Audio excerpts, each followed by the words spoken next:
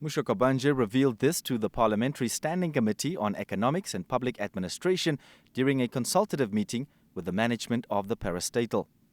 The meeting between MeatCo and the committee, where the parastatal's management informed the lawmakers about its operations, followed a petition to the National Assembly last year by a civic organization, Lisha Empowerment and Development. The organization called for an urgent revival of the livestock market in the northern communal areas. Mushokabanje noted that despite Namibia having enough cattle, MeatCo was currently operating at a loss because its abattoirs were not fully utilized, primarily due to the increasing number of live animal exports, particularly to South Africa. We have got the Windhoek abattoir here that can slaughter 120,000 cattle. But the CFO told you, for the past 2 years, we only slaughtered 3,000 cattle. But still, we still exported more than 200,000 on hoof out of the country. That's number one. We have got the Okanja abattoir now. It closed already 5 years ago. Why did it close? There's no throughput.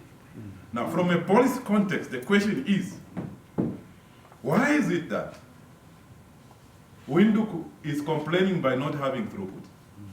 Okahanja has closed. Oshakati currently now is still closed.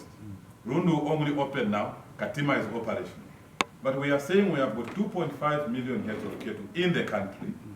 We are also exporting 250,000 cattle out of the country. He rejected calls for the privatization of MeatCo and instead appealed for working capital to sustain its operations.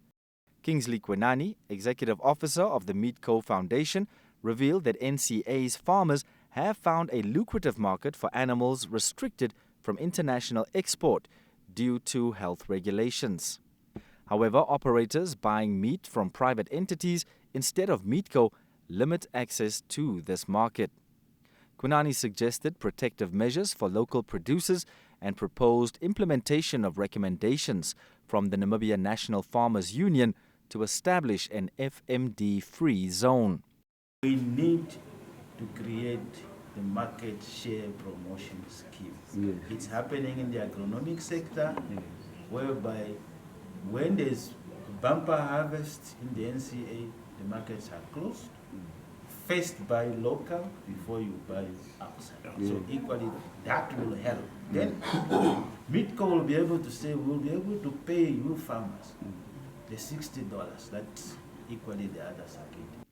Members of the Parliamentary Committee, Toby Aupindi and Philippus Catamelo, agreed on the need for policy intervention to rescue MeatCo.